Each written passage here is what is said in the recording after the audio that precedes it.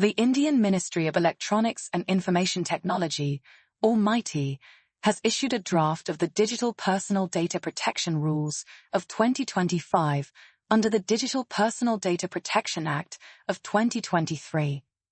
These rules are intended to provide clarity for the Act, which regulates the processing of personal data.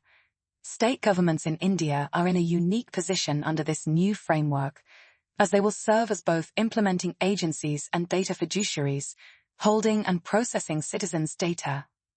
The text analyzes three key roles of state governments under this new regime. First, as providers of goods and services, state governments are considered data fiduciaries. They are bound by the Act's obligations, but are granted some exemptions, like being able to process personal data without consent under certain conditions, such as for public services or in the interest of national security. Second, in their law enforcement and executive capacity, states can use wider exemptions provided by the Act for regulatory and law enforcement purposes. However, it's important that they still uphold the fundamental right to privacy and put internal protocols in place to ensure checks and balances.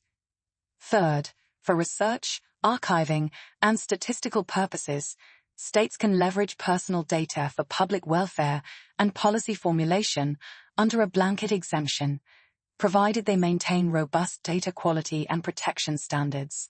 Ultimately, the way state governments handle these roles will set a crucial precedent for both public and private sectors in India's new data protection era.